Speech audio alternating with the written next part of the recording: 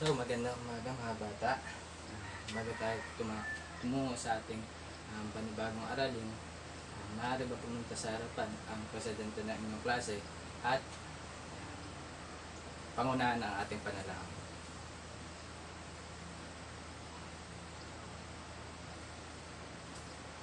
So, maraming salamat. May liban ba sa inyong klase? Buti naman kung gano'n. Bago tayo tumungo, ay maaari bang pakilinis ang mga kalat sa ilalim ng inyong silya at pakiayos sa tamang linya ang mga upuan. So, maaari na kayong umupo. Bago tayo tumungo sa ating panibagong aralin, magkakaroon muna tayo ng balik-aral. So, tinalakay natin nung nakaraang araw ay ang tungkol sa pagkonsumo. So, sino makakapagbigay sa akin kung ano ang ibig sabihin ng pagkonsumo? Yes. So, tama. Ang pagkonsumo ay bahagi na ng tao simula ng kanyang pagkasilang. So, kumukonsumo tayo, patuloy tayong mabuhay. So, halimbawa nito is yung pagbili natin simula sa gatas, lampin, vitamina, at mga gamot na kailangan natin upang maging malusog tayo. So, pinalakay din natin nung nakaraang araw ang mga salik na nakaka-apekto sa pagkonsumo. Tama ba? Tama. So, ano nga ba yung mga salik na nakaka-apekto sa pagkonsumo? Yes. Tama. Ang mga salik na nakaka-apekto sa pagkonsumo ay ang kita, pagbabago ng presyo, pagkakautang, mga inaasahan, at ang demonstration effect. Tinalakay naman natin kung ano yung mga yun. At alam ko naman na naunawaan nyo na yung kahulugan nun. So, tinalakay din natin yung pangunahing karapatan ng mga mamimili o consumer. So, ano nga ba yung pangunahing karapatan nun? So, yes. So, tama. Ang walang pangunahing karapatan ng mga mamimili o consumer ay ang karapatan na maibigay ang pangunahing pangangailangan. Pangalawa is yung karapatan maging ligtas sa produkto. At pangatlo, karapatang maibigay yung tamang impormasyon tungkol sa produkto, and karapatan sa representasyon, karapatang pumili, karapatang mabigyan ng edukasyon bilang consumer, karapatang ibigay yung bayad pinsala, at karapatang magkaroon ng malinis na kapaligiran. So, lubos nyo ang naintindihan at naunawaan ang tinalakay natin noong nakaraang araw. So, dumako na tayo sa ating panibagong aralin. Ngunit bago ang lahat, meron ako sa inyong inihandang gawain na sa tingin ko ay makukuha nyo kaagad. So, ang gawain to ay tinatawag kong buuin mo ako base sa pagkakasunod ko.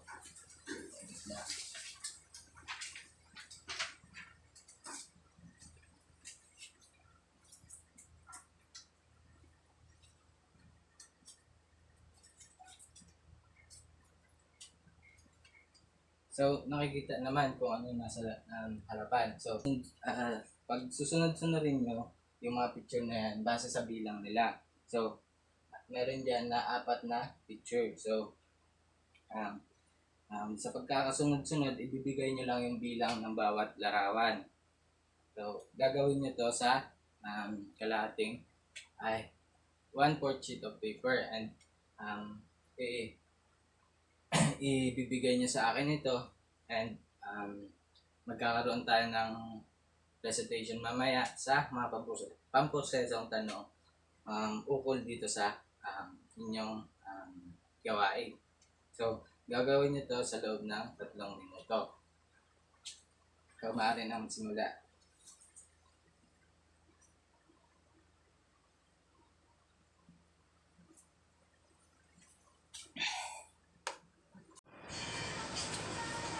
So, tapos na ang tinakbo niyong oras. Ngayon naman ay pakipasa ng mga papel sa harapan. So, mahusay ang inyong pagkaugnay-ugnay sa larawan at sa tingin ko naman ay nabigay niyo yung pagkakasunod-sunod ng larawan. So, ito yung mga pamprosesong tanong ko sa ginawa niyong aktibidad. So, sa inyong palagay, paano magkakaugnay-ugnay ang mga larawan? So, paano nga ba? So, nakita naman natin na ang nabuong produkto ay lamesa at ang mga upuan. So, paano nga ba nagkaugnay-ugnay ito? So, ang sangkap na ginamit natin dito ay ang puno ng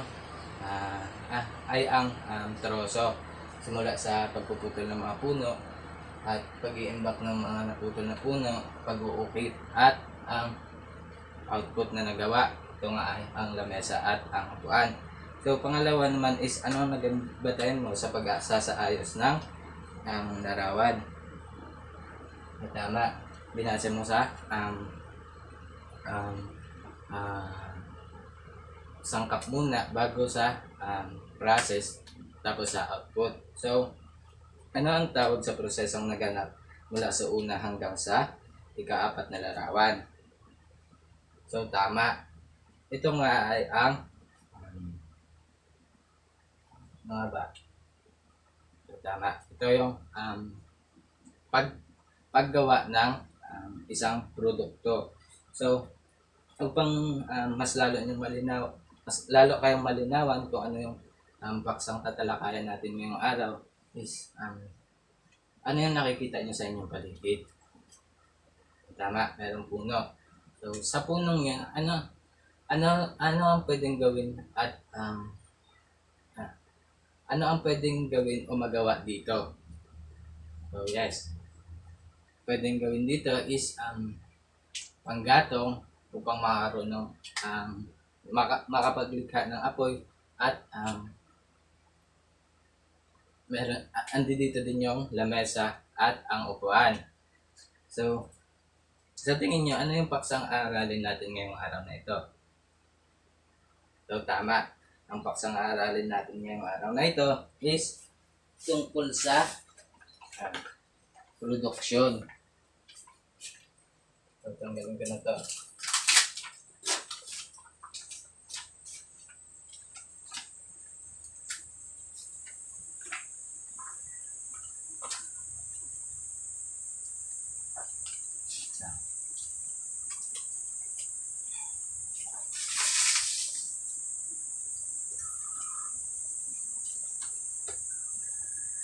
So, alamin natin kung ano ang kahulugan ng pag sinabi natin production.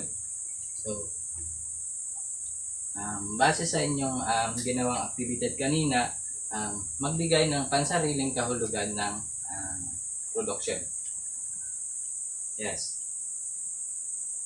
So, tama. Ang production ay ang paggawa ng isang produkto simula sa sangkap, mga kagamitan na ginagamit upang makagawa ng isang produkto o serbisyo. So, ating alamin kung ano nga ba sa economics kung ang ibig sabihin ng produksyon.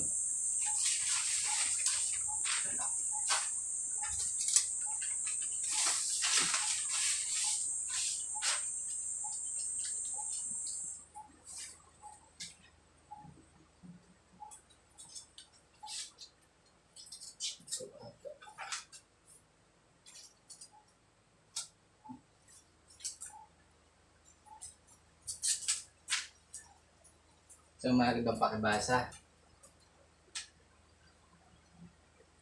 Tama. Ang production ay sa economics ay isang proseso sa paglikha ng mga produkto at serbisyo o kaya naman isang proseso ng pagpapalit anyo o ang tinatawag nating transformation. So, sa production, meron tayong tatlong pangunahing proseso. Ito nga ay yung sinabi ko kanina, ito ay ang input, process, at output. Ang proseso ng production.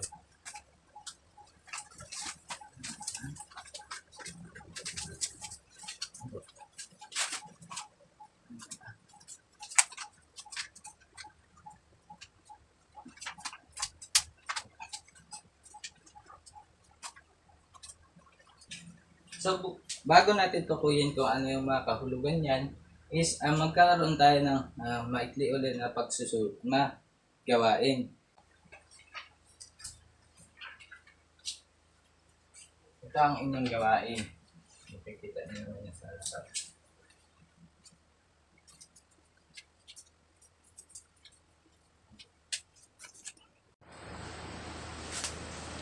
Okay.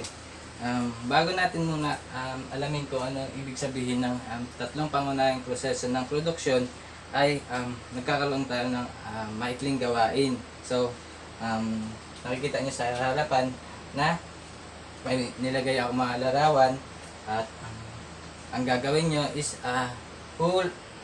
ibibigay nyo sa akin kung ano yung mga input na ginamit upang makalikha ng isang produkto. So, sa item number 1, andito yung tinapay. Sa item number 2, ang upuan. At sa item number 3 ay ang sapatos. So, ibibigay nyo yung ano ba yung input na sinasabi. Ito yung mga sangkap o kagamitan na ginamit upang makalikha ng isang produkto. So, isusulat nyo ito sa kalating papel, at gagawin nyo lamang ito sa loob ng 3 minutes. So, maaari na kayo magsimula.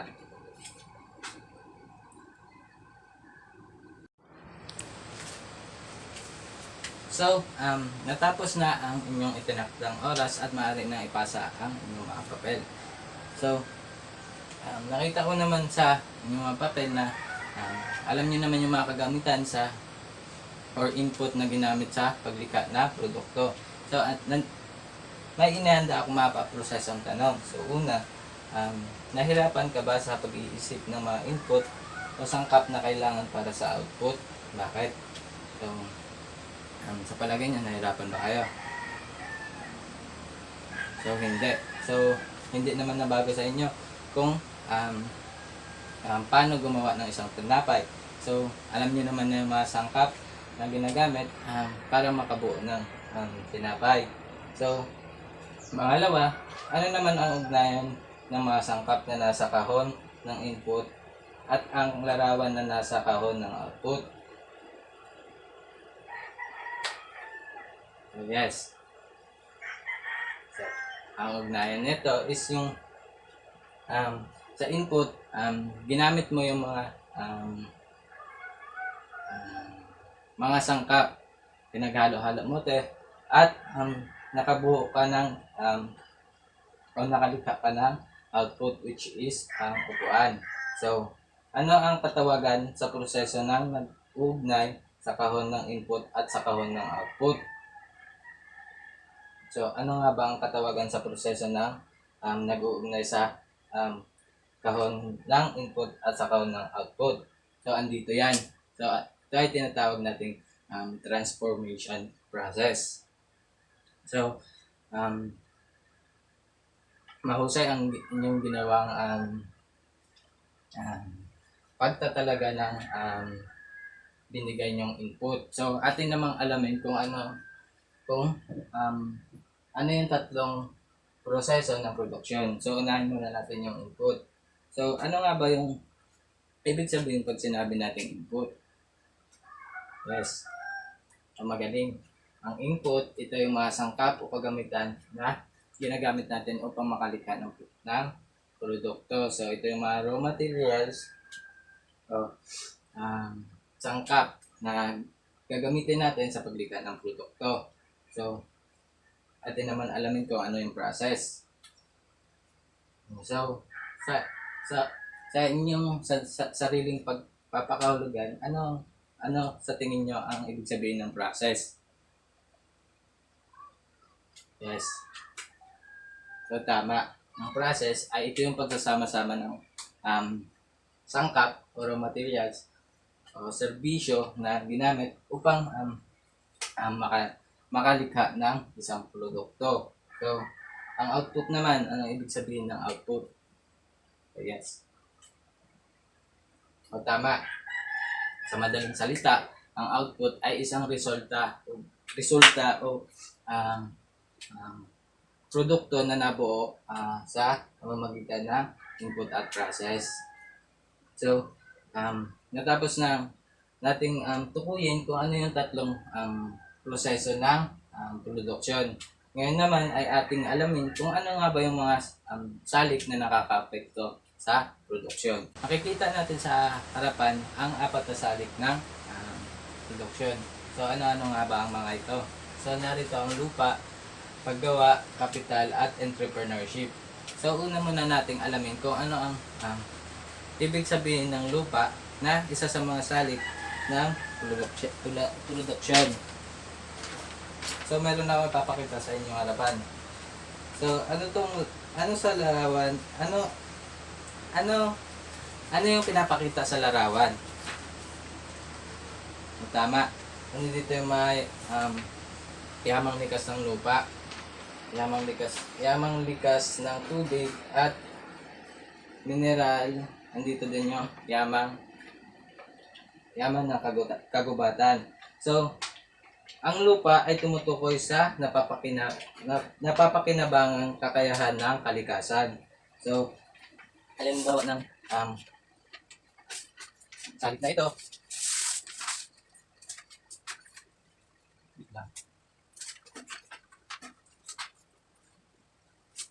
Halimbawa ng lupa bilang isa sa mga salik na nakakaapekto sa production ay ang yamang lupa at tubig. Dito din yung yamang mineral at yamang gubat na binanggit ko kanina. So, kalakip ng lupa ang upa. Halimbawa, sa pagsasaka, gusto mo magsaka ngunit wala kang lupang pagsasakahan. So, uupa ka ng lupa na pwede mong pagsakahan. At isa pang halimbawa nito is kung magtatayo ka ng isang negosyo. Kunyari, magtatayo ka ng isang milk tea. Saan ba bebenta yung negosyong naisip mo? So, mag-iisip ka. So, siyempre, sa palengke, sa maraming tao na kung saan bumibili sila ng kanilang pangangailangan at kagustuhan. So, yung negosyong yun hindi magiging successful kung wala kang pwestong pagtatayuan nun. So, uupa ka ng isang pwesto doon sa palengke na pagtatayuan mo ng yung naisip na negosyo. So, yun yung kalakip ng lupa. Ang upa o sa English ay rent na tinatawag. So, atin naman alamin kung ano yung susunod. Ano nga ba yung susunod? So, tama. Ito ay ang paggawa. So, alamin natin kung ano yung kahulugan ng paggawa bilang isang salik sa production.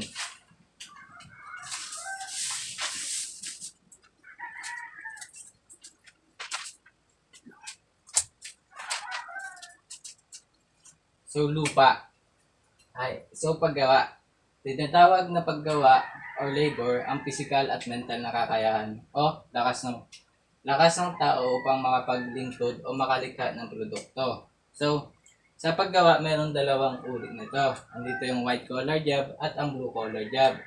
So, atin muna alamin ko ano yung white collar job na tinatawag. So, sa white collar job, ito yung mga manggagawang ginagamit yung kanilang mental na kaisipan.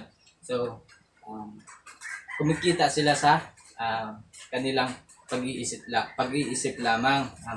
Halimbawa ng white collar job na manggagawa is yung doktor, abogado, and inhenyero o mga engineer. So, atin naman alamin kung ano yung blue collar job. So, kabaliktaran lang ng white collar job. So, sa white collar job, ginagamit nila kanilang isip. Sa blue collar job naman, ay ginagamit nila yung lakas ng katawan nila sa paggawa. So, halimbawa ng, at ano sa tingin nyo mga halimbawa ng blue collar job? So, marami yan. Yes. So, tama. andito yung karpentero, driver, magsasaka at mga mangingisda at iba pang manggagawa. So, nalimutan ko i-present sa harapan itong mga larawan na to. So, sa larawan na yan ay pinapakita kung ano yung mga uri na manggagawa dito sa ating bansa. So, nandito yung guro, doktor, engineer at iba pa na mga manggagawa. So, ano naman yung pangatlo? So, tama. Ito ay ang kapital. So, ating tukuyin kung ano nga ba yung ibig sabihin ng kapital bilang isa sa mga salik na nakaka-apekto sa produksyon. So, ang kapital ay tumutukoy sa kalakal na nakakaligta ng iba pang produkto. Ang kapital ay maaari din i-ugnay sa salapi at infrastruktura tulad ng gusali, kalsada, tulay, pati na ang sasakyan. So, ang kabayaran sa paggawa ng kapital sa proseso ng produksyon ay tinatawag na interest. So, meron akong papakita ng larawan. So, ano yan sa tingin nyo yung pinapakita sa larawan? O tama, pinapakita sa larawan ang mga bagay na mabubuo pag meron tayong kapital. So, katulad sa nabanggit kanina, na ang kapital ay maaari ding iugnay sa salapi, infrastruktura tulad ng gusali, kalsada, tulay, pati na ang sasakyan. So, tinutukoy dito sa kapital is yung gusali. So, sa gusali niyan ay sa produksyon, kung wala kang kapital, is hindi ka makakabuo o makakalikha ng isang produkto. So, para mas mapabilis yung produktong gagawin, kailangan ng mga panibagong mga makinarya o mga kagamitan upang makalikha ng isang produkto. So, maliwanag naman ang kapital bilang isa sa mga salik na produksyon. Ngayon naman, ating alamin kung ano ang ibig sabihin ng entrepreneurship. So, ang entrepreneurship ay tumutukoy sa kakayahan at kagustuhan ng isang tao na magsimula ng isang negosyo. So, in short, ang pumapasok sa entrepreneurship ay ito yung mga taong gustong magnegosyo.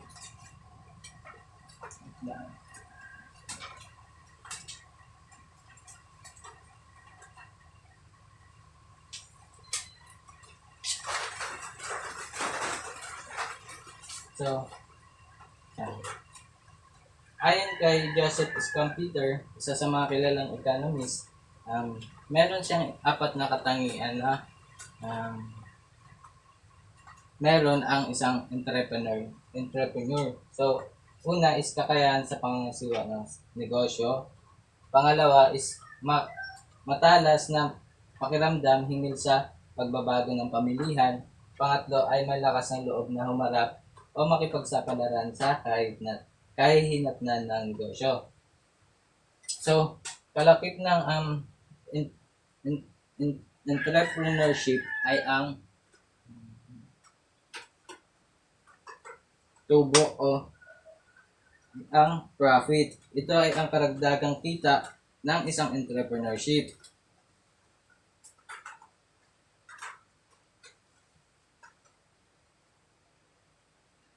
So, sinabi ni Schumpeter na napakahalaga ng inobasyon sa isang entrepreneur. So, ano ang ibig sabihin pag sinabi natin innovation o innovation sa Ingles? So, tama. Ang innovation ay ang patuloy na pagbabago ng entrepreneur. So, sa kanyang produkto at serbisyo ng tinatawag na innovation. So, tapos na nating talakayin kung ano yung mga salik na nakaka-apekto sa produksyon. Ano-ano nga ba yung mga ito? So, tama. andito ang lupa, kalakip nito ay ang upa, ang paggawa, kalakip nito ay ang kabayaran o sweldo sa paglilingkod o serbisyo niya. So, ang pangatlo is ang capital. Kalakip ng capital is yung interest at yung last naman is entrepreneurship. Kalakip nun is ang profit. So, lagi natin tatandaan na ang production ay tumutugon sa pangangailangan. So, ano sa palagay niyo ang ibig sabihin nito? Tama.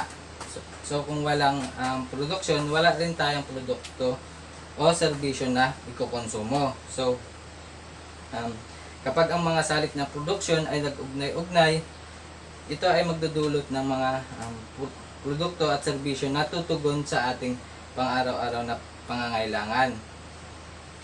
Yan ang ating tatandaan. So, ngayon, magkakaroon kayo ng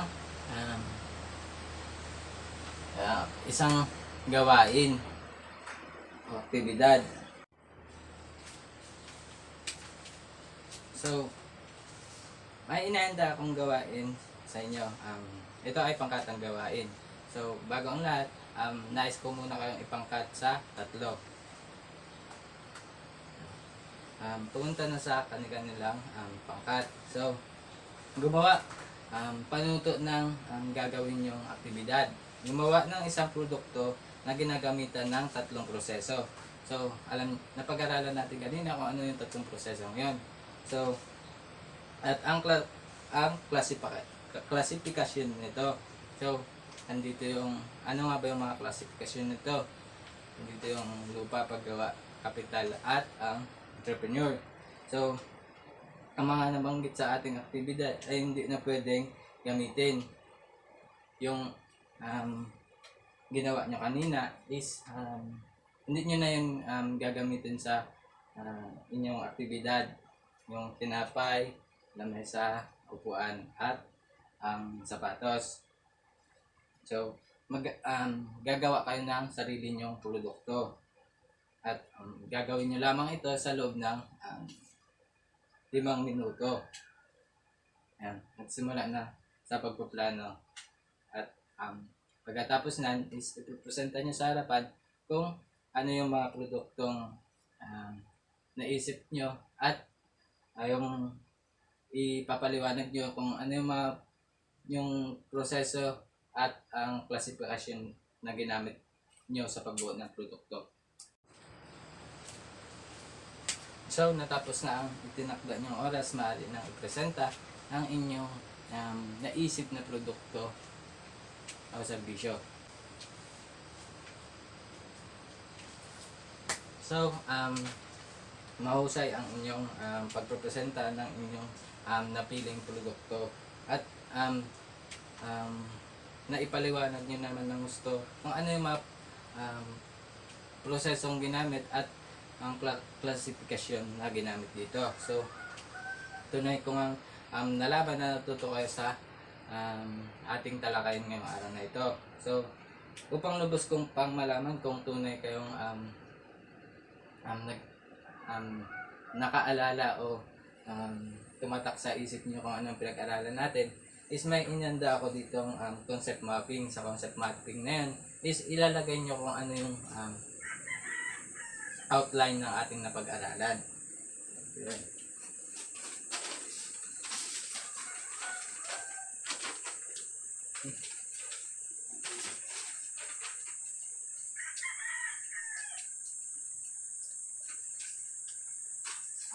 Ngunit bago ang lahat is aalisin ko muna yung mga pinasinta ko sa inyong mga kagamitan ko upang hindi kayo mag-cheat sa ating gagawin na aktibidad.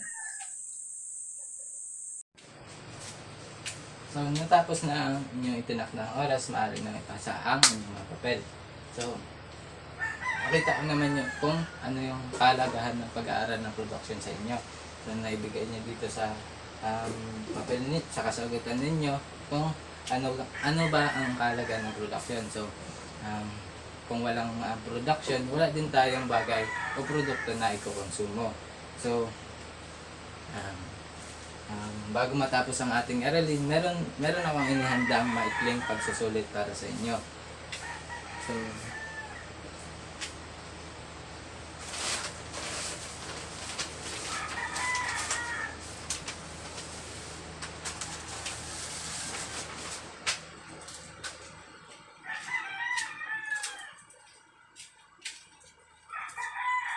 So, paano to? Piliin ang titik ng tamang sagot. So, multiple choice lang. So, sasagutan nyo to sa 1/4 sheet of paper and ipapasa nyo sa akin to sa loob ng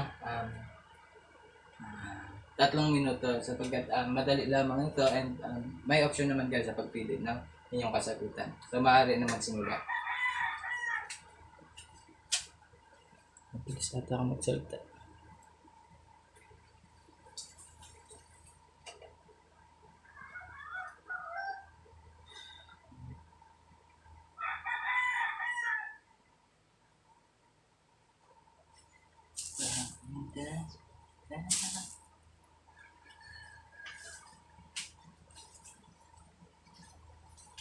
So, natapos na ang itinakda niyang oras. Ngayon naman ay sasagutan natin kung ano yung binigay kong maikling pagsusulit sa inyo. So, number 1, ano ang tawag sa proseso na paglikha ng produkto at serbisyo? So, ano sagot niyo?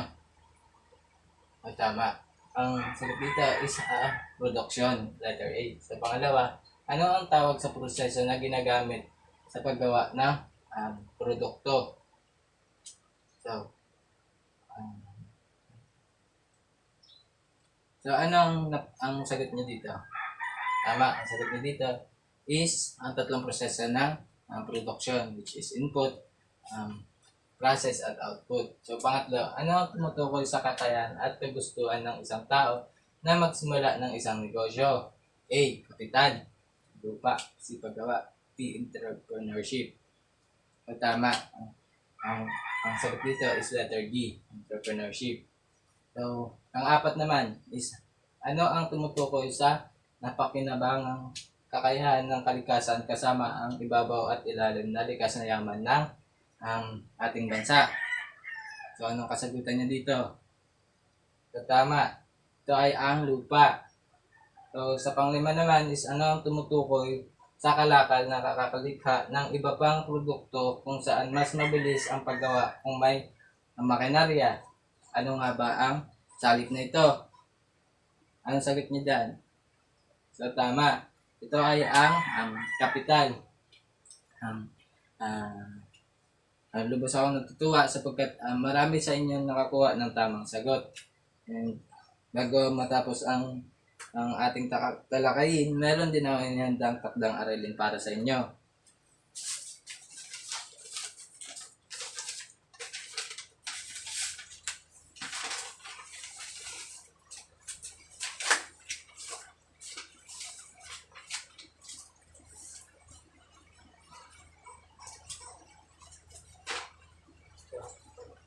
So, ang takdang aralin nyo is magsagawa ng isang obserbasyon tungkol sa mga bagay o produkto sa inyong bayan na tinatangkilik ninyo ng gusto at ibigay ang mga sangkot nito. So, sa palagay ko naman is magagawa nyo itong aking takdang aralin sapagkat yung iba sa inyo is nakikita ko sa palengke at namimili ng kanilang gagamitin sa pang-araw-araw na pamumuhay. Pangalawa, sulat sa inyong kwaderno ang kahulugan ng demand. Yung demand is pag-aaralan natin sa mga susunod na araw. So, yun lang ang doon nagtatapos ang ating talakayin is maraming salamat and paalam.